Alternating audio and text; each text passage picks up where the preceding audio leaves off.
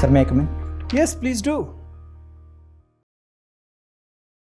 Take your seat. Thank you sir. You're Mr. Shivam, yes sir. Kumar Shivam. Yes sir. Shivam, you're comfortable in Hindi? Yes sir. Is that your preferred medium for interview? Yes sir. ठीक है शिवम, तो आपने शायद notice किया होगा हम लोग तमाम कोविड सावधानियों को बरत रहे हैं और यही वजह है कि आपको पर्याप्त दूरी पर बैठाया गया है और आप कमरे में ऐसी ही जगह पे बैठे हैं जहाँ से कोई भी व्यक्ति आपसे पर्याप्त दूरी पर है. इसका लाभ आप ये उठा सकते हैं कि आप चाहें तो मास्क हटा भी सकते हैं, उससे आप सहज महसूस करेंगे और चश्मे पर जो फॉगिंग होती है उससे भी आप बच पाएंगे. तो हटाना चाहेंगे? Yes sir. Please do. Comfortable? Yes.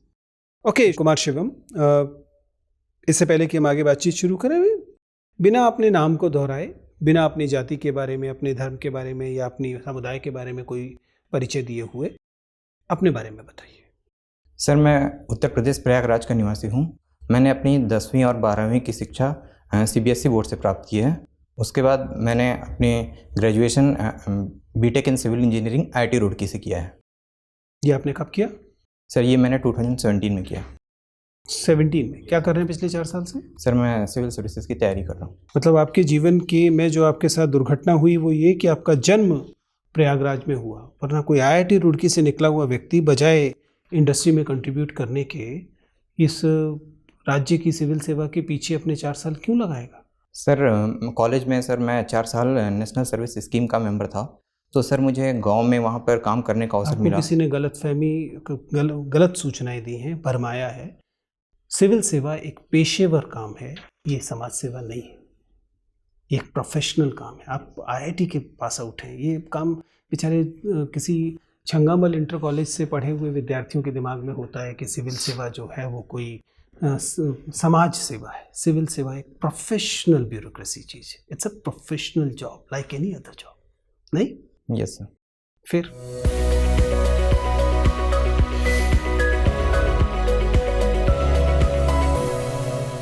Sir मुझे लगता है कि सिविल सेवा डाइवर्स अपॉर्चुनिटीज़ देती है, जिससे कि सर ये एक प्रेस्टिजियस जॉब भी है. तो सर मुझे लगता है कि मैं नेशन के डेवलपमेंट में ज़्यादा अच्छे से कंट्रीब्यूट कर सकता हूँ. Tell me what are the factors that affects workability of a concrete?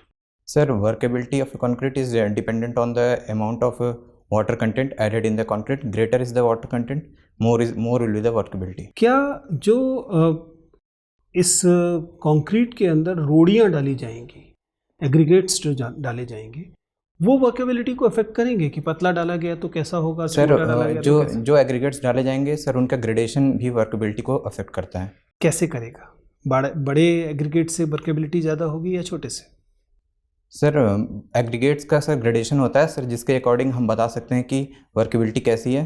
Sir छोटे एग्रीगेट्स और बड़े एग्रीगेट्स दोनों मिलकर सर एक यूनिफॉर्म कंपोजिशन बनाते हैं, जिससे कि वर्केबिलिटी डिफाइन होती है. आप अपने खाली वक्त में क्या करना पसंद करते हैं? सर मैं चेस खेलना पसंद करता हूँ. शतरंज आप खेलते हैं? Yes sir. मुझे बताइए कि जब हम शतरंज के खेल को देखते हैं तो जब इंडियन चेस होता है तो उसमें मोहरों के नाम होते हैं, सिपाही है या पैदल है, यस. राजा है, वजीर है, घोड़ा है, हाथी है, ऊंट है. जब ये इंटरनेशनल चेस बनता है तो इनके नाम बदल जाते हैं. ये पॉन होता है, रुक होता है, बिशप होता है, नाइट होता है, किंग होता है, क्वीन होती है.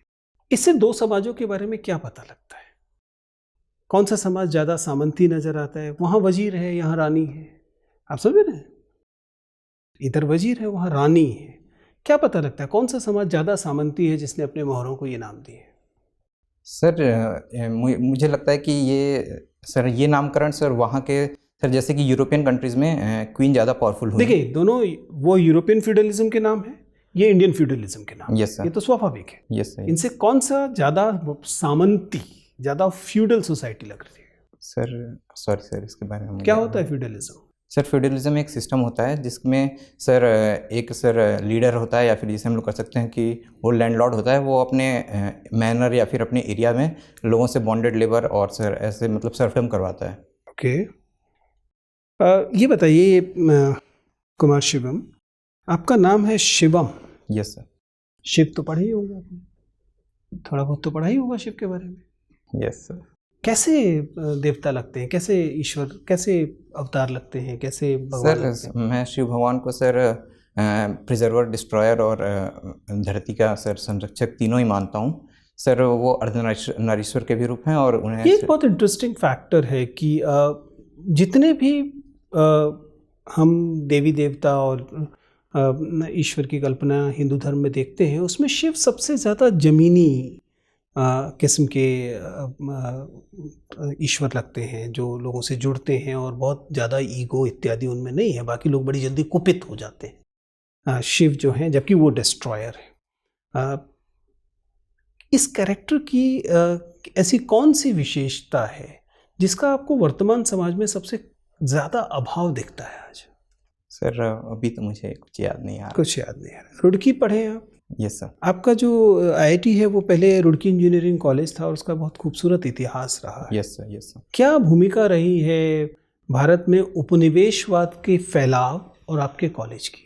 सर मुझे लगता है कि हमारे कॉलेज से ही सर सबसे पहली बार ही इंजीनियरिंग कॉलेज है जो कि एशिया में बना सर, जिसके कारण इंजीनियरिंग स्ट्रक्चर्स का डेवलपमेंट हुआ पूरे एशिया में। सबसे पहले सर गंगा कैनाल सर, ये सर जो बनाई गई वो सबसे पहली कैनाल थी जो कि किसी एशिया में इंजीनियरिंग वर्क किया गया सर। पर उपनिवेशवाद का इस पर क्या फ़र्क पड़ा सर, उसके बारे में सर मुझे ज़्यादा आइडिया नहीं है। चलिए कोई नहीं, पढ़ लीजिएगा एक बार, बहुत इंपॉर्टेंट रोल रहा है। सर कुमार शिवम, आप आईआईटी से हैं, मुझे थोड़ा सा फंडामेंटल मॉडल ऑफ फिजिक्स बताइए।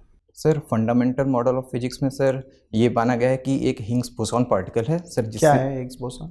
सर ये हिग्स और बोसॉन सर दो साइंटिस्ट हैं जिन्होंने सर इसे गॉड पार्टिकल बोलते हैं, जिससे कि सारे और पार्टिकल्स जो हैं वो यूनिवर्स में बने हुए हैं। गॉड पार्टिकल क्यों बोलते हैं? सर ऐसा इसलिए बोलते हैं क्योंकि सर वो पार्टिकल सभी पार्टिकल सर यूनिवर्स के कॉन्स्टिट्यूशन के सभी पार्टिकल में मदद करता है। अच्छा, मुझे एक बात बताइए, आप रुड़की से पास आउट हैं, उत्तराखंड है ना? यस। तो उत्तराखंड की सीमा नेपाल से भी लगती है? Yes sir. कोई नदी बताइए जो सीमा का निर्धारण करती है। सर वो नदी अभी मुझे याद नहीं आ रही है। अच्छा कोई बात नहीं। उत्तराखंड में 5 प्रयाग बड़े प्रसिद्ध हैं। Yes sir. क्या है? सर रुद्रप्रयाग, देवप्रयाग, कर्णप्रयाग। नीचे से स्टार्ट करिए, देवप्रयाग पहले होगा इधर से कि रुद्रप्रयाग? सर ऑर्डर में मुझे अभी याद नहीं। अच्छा ठीक है, चलिए बताइए फिर भी। Sir Rudraprayag, Devprayag, Karnaprayag, Vishnuprayag, Nandprayag sir. ठीक है कोई बात नहीं। तो रुद्रप्रयाग में कौन सी 2 नदियां मिलती हैं? सर ये एग्जैक्ट नंबर मुझे ऐसे याद नहीं है क्यों। अच्छा, तो वहाँ पर 4 प्रमुख धाम भी हैं उत्तराखंड में। Yes sir. इनमें से किसी एक में गए थे आप? Sir no sir.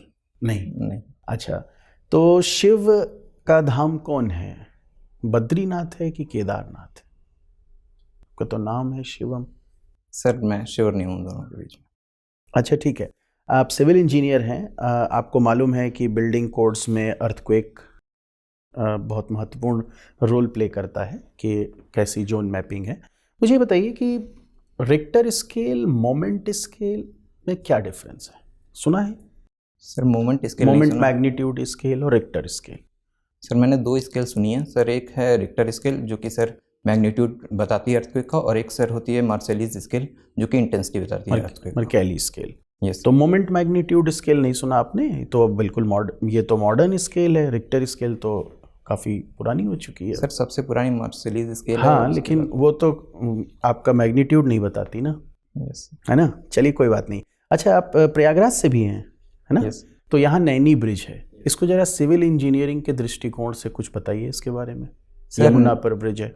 Yes sir. Naini bridge जो है सर वो केबल स्टेड ब्रिज है सर। इसमें क्या हुआ है कि हम लोगों ने एक टावर बनाया है और उस टावर से बहुत सारी केबल्स जो हैं ब्रिज के डेक को सपोर्ट कर रही हैं सर। केबल एक ऐसा मेंबर होता है जो कि सर सिर्फ टेंशन ले सकता है, तो सर जो भी सारा टेंशन है वो सर केबल्स में आता है और उस केबल से जो टेंशन है वो टावर्स में आता है, टावर्स में थ्रू कंप्रेशन होता है और फिर सर वो फाउंडेशन में जाता है। ठीक है, मुझे एक और आखिरी प्रश्न बताइए। गालवान इंसिडेंट अभी पिछले साल की ये घटना रही, चीन के साथ विवाद रहा, सुना है आपने इसके बारे में? Yes sir. किस नदी की सहायक नदी है गालवान? सर ये मुझे याद नहीं। चलिए कोई बात नहीं। लास्ट प्रश्न एक आपसे और पूछने का। आपने आईआईटी की परीक्षा ऑब्वियसली उत्तीर्ण की है। मुझे e⁻x और e⁻−x दोनों ग्राफ एक दूसरे को कहाँ काटते हैं, मुझे बस इतना बता दीजिए। Sir x is equals to 0 पे। No sir, x is equals to coordinate बताइएगा, का मतलब कोऑर्डिनेट। सर वो सर बहुत बेसिक है ये तो। सॉरी सर, अभी मुझे थोड़ा सॉल्व करना पड़ेगा sir Kumar Shivam, yes sir.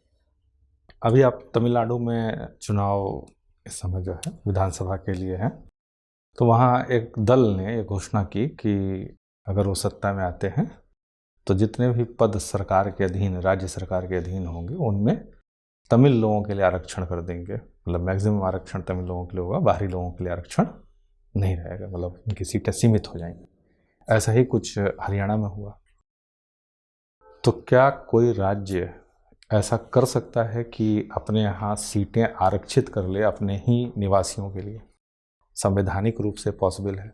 Sir संवैधानिक रूप से तो ये पॉसिबल, सर संविधान में कहा गया है कि जो सीटें आरक्षण हैं किसी भी लोकल किसी भी पोस्ट के लिए, सर वो पार्लियामेंट डिसाइड करेगा। सर आर्टिकल 16 क्लॉज 4 जहाँ तक मुझे याद है। किसी भी पद के लिए राज्य हो, आरक्षण निवास स्थान के आधार पर, आरक्षण सामान्य आरक्षण की बात नहीं कर रहे हैं जिसमें चर्चाएं जाति और बाकी चीज़ों को लेकर हो रही हैं। निवास स्थान के आधार पर राज्य के अधीन जो सेवाएं हैं, राज्य मतलब प्रांत की बात कर रहे हैं, उनका आरक्षण किया जा सकता है राज्य के द्वारा। सर सॉरी सर, मुझे आएगा। अच्छा, अगर ऐसा किया जा रहा है तो इससे भारत की इंटीग्रिटी पर क्या प्रभाव पड़ेगा? सर इससे इंटीग्रिटी में सर मुझे नहीं लगता है कोई प्रभाव पड़ेगा। सर ये हो सकता है कि आरक्षण को सर्वोच्च न्यायालय ने मौलिक अधिकार मानने से इनकार कर दिया है। मैंने कहा ये मौलिक अधिकार नहीं है। मौलिक अधिकार की घोषणा न होने के बाद क्या क्या प्रभाव आप देखते हैं? सर आरक्षण, सर अगर किसी भी राज्य को या फिर गवर्नमेंट को ऐसा लगता है कि कुछ कम्युनिटीज़ हैं जो कि बैकवर्ड हैं तो वो दे सकती हैं, पर सर ये आपका राइट नहीं है कि आप उसके लिए जाके कोर्ट में अपील करें कि मुझे आरक्षण दो। मान लीजिए सरकार आज कोई निर्णय ले लेती है किसी राज्य की या संघ के अंदर कि आरक्षण अब हम समाप्त कर रहे हैं, नहीं रहेगा, तो इससे हमारी पूरी व्यवस्था पर, हमारे जो पूरा सामाजिक ढांचा है, इस पर क्या प्रभाव पड़ेगा? हमारे उद्देश्यों पर जो प्रस्तावना हमने जो निर्धारित किया उस पर क्या प्रभाव पड़ेगा? सर अचानक से अगर हम इस चीज़ को ऐसे ही बंद कर देते हैं कि आज से आरक्षण बंद हो जाएगा, तो सर ये हमने जो अपने प्रीएम्बल में लिखा हुआ है कि ये जस्टिस इंश्योर करेंगे, सर उसके प्रिंसिपल्स का वायलेशन होगा। पर सर हम ऐसा बोल सकते हैं कि कुछ समय के बाद हमें आरक्षण में सर टाइम लिमिट फिक्स करनी चाहिए और धीरे धीरे कर इसे वापस करना चाहिए। अच्छा, आप रिसेंट न्यूज़पेपर पढ़ते हैं? अब पढ़ रहे हैं इधर बीच? Yes sir. आपने पढ़ा सर्वोच्च न्यायालय की टिप्पणी कि आरक्षण के अलावा और भी हमें जो क्षेत्रों को तलाशना चाहिए जो वंचित शोषित वर्ग हैं उनके लिए। आप क्या क्या उपाय बता सकते हैं जो समाज के वंचित और शोषित वर्गों को आरक्षण के अतिरिक्त लाभ के रूप में ऐसे दिए जा सकते हैं कि वो मुख्य धारा में जुड़ जाएं? सर आरक्षण के अतिरिक्त उनको सर हमें जैसे कि सर हेल्थ फैसिलिटीज़ दी जाएं, एजुकेशन फैसिलिटीज़ दी जाएं। सर ज़रूरी नहीं है कि हम उन्हें सिर्फ शिक्षा में ही दें, हमें उन्हें हुनर या कुछ कौशल दें जिससे कि वो काम कर सकें और मिनिस्ट्री में जुड़ सकें। चलिए, अच्छा ये वैक्सीन डिप्लोमेसी के बारे में जानते हैं आप? सर जो वैक्सीन डेवलपमेंट है सर उसे हम चाहते हैं कि जैसे हमारे मित्र देशों हैं सर हम उनके साथ साझा करें और अपनी डिप्लोमेसी बढ़ाएं। इसके साथ ही साथ हम वैक्सीन को बनाने के लिए देशों के साथ कोलैबोरेशन करें ताकि सर एक बेहतर वैक्सीन का डेवलपमेंट हो सके पूरे वर्ल्ड लेवल के लिए। तो इसका मतलब अभी हम लोग अपनी वैक्सीन कुछ देशों को भेज भी रहे हैं? सर ऐसा बोला तो गया था, बस शायद अभी सर ऐसा कुछ शायद हुआ नहीं है जहाँ तक मेरी जानकारी में। आप न्यूज़पेपर पढ़ रहे हैं ना? Yes sir. आपने इतने ट्वीट आए, इतनी ट्विटर्स पे जो है रिएक्ट किया गया, उसके बाद आप कह रहे हैं कि अभी किसी को दिया नहीं गया, किसी देश को भेजा नहीं गया? सर भेजने का सुना था पर उसके बाद ज़्यादा मैंने फॉलो नहीं किया ये इसको। चलिए कोई बात नहीं। एक अंतिम प्रश्न आप जो है बताइए। भारत और नेपाल, अभी चर्चा हुई थी, नेपाल और भारत के बीच में तनाव के क्या क्या कारण हैं? सर तनाव के सबसे पहला कारण सर जो वहाँ पे सर जो कॉन्स्टिट्यूशन बना उसमें सर मधेसी कम्युनिटीज़ को सर जो उनके राइट्स हैं सर वो उनके जो भी कॉन्स्टिट्यूशन बना वो उनके फेवरेबल में नहीं था सर। उनका डिवीज़न सर वर्टिकली सर मतलब तो मधेसियों को नहीं मिला, उससे हमें क्या लेना देना? सर मधेसियों को बोला जाता है कि ये सर भारतीय मूल के पहले, सर उनका बैकग्राउंड सर बोला जाता है कि ये पहले भारत के थे। अच्छा, अभी भी भारत में कहीं रहते हैं मधेसी कि सारे के सारे नेपाल शिफ्ट हो चुके हैं? सर इसके बारे में मुझे आइडिया नहीं। अच्छा, आइडिया नहीं। और कोई विवाद का कारण? सर और विवाद का कारण है कि चाइना के सर चाइना जो है सर वो अपना इन्वेस्टमेंट अभी कोई चर्चा में रहा जिसके कोई विवाद का विषय सर उसके बारे में सर?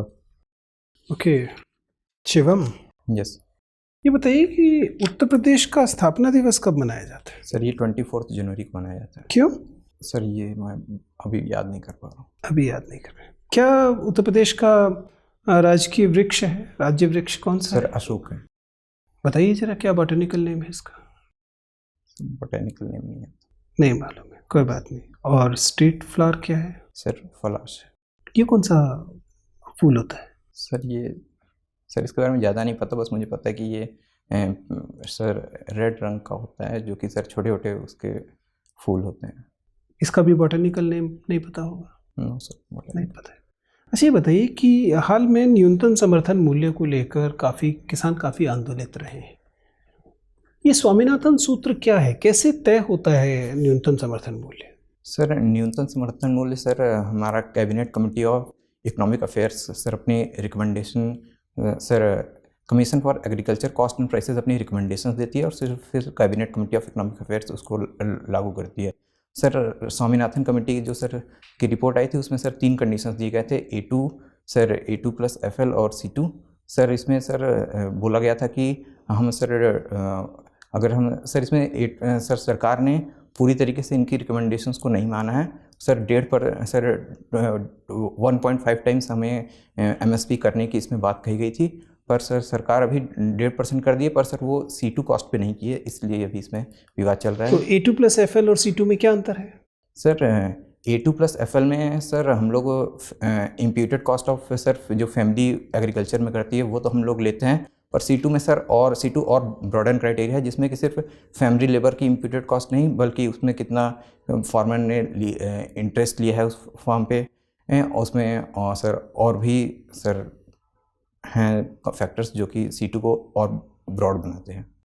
ठीक है शिवम, आपसे बात करके हम लोगों को बहुत अच्छा लगा। आपका इंटरव्यू समाप्त होता है, आप जा सकते हैं। Thank you sir.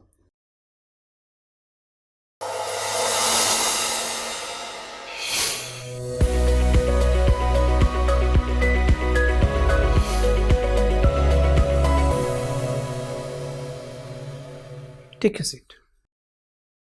बताइए शिवम, आपके हिसाब से आपका इंटरव्यू कैसा गया है? किन एरियाज में आपको लगता है कि आपने ठीक किया है, कहाँ आपको लगता है कि और बेहतर हो सकता है? सर मैं नर्वस हो गया था। नर्वस हो गई? और सर मुझे अपने नाम पे और काम करने की ज़रूरत है। देखिए, नाम तो हम लोगों ने बाई चांस, चूँकि आपने कहने के बावजूद अपना नाम बता दिया इसलिए उस पर बात कर ली, बट मतलब वहाँ पर नाम नहीं पता होगा, बेसिक थ्योरी है, तो नाम पर सीधे सीधे सवाल तो नहीं बनते हैं, लेकिन हाँ इन जनरल आपको पता होना चाहिए। कभी अपने मुंह से ही निकल जाए या कुछ हो तो चर्चा उस तरफ जा सकती है, वैसे भी पता होना चाहिए, अच्छा रहता है, कोई बुराई नहीं। देखिए शिवम, आप अच्छे कैंडिडेट, आपने शानदार इंस्टीट्यूट से पढ़ाई की है और सिविल इंजीनियरिंग में आपका कॉन्फिडेंस ठीक है, कॉन्सेप्चुअल क्लैरिटी भी आमतौर पे दिखाई देती है, तो वो इतनी परेशानी वाली बात मुझे नहीं दिखाई दे रही।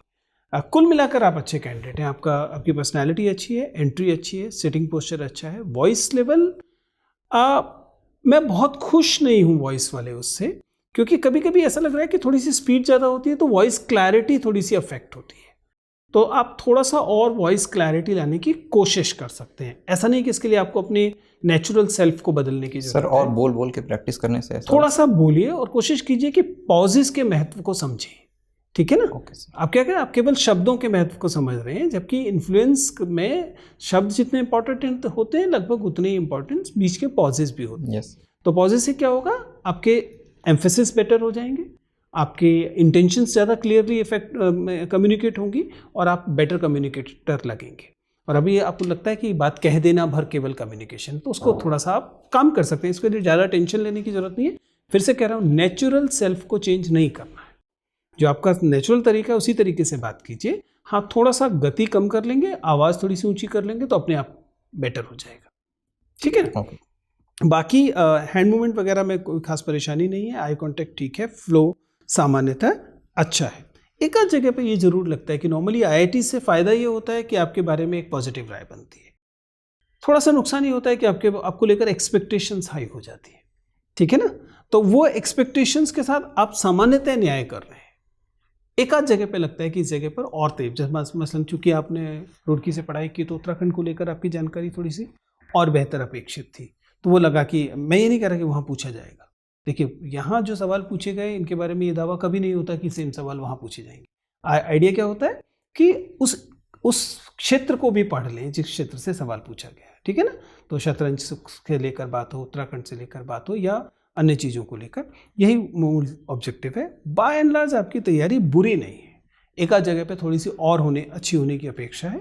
जितना समय है उसका सदुपयोग कीजिए, थोड़ा सा काम कम्युनिकेशन पे कीजिए। आप अभी भी बहुत अच्छा कर रहे हैं, तब और ज़्यादा अच्छा करेंगे, ठीक है। All the best sir. ये मैं बीच बीच में सर लोग बोलते हैं कि मैं स्माइल नहीं करता हूँ सर, मतलब अब देखिए ज़्यादा थोड़ी सी नर्वस लगता जीवंतता हूँ। अच्छी रहती है, थोड़ा सा लाइवलीनेस अच्छा रहता है। एक आध जगह पे स्माइल कर देंगे अच्छा रहेगा।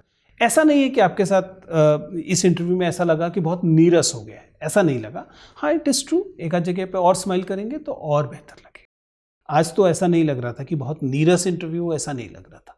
या फिर ये कह लीजिए कि हम लोगों ने बहुत नीरस इंटरव्यू ले लिए हैं, उसकी तुलना में आपका इंटरव्यू बहुत अच्छा था, ठीक है। Yes, all the best. Thank you sir.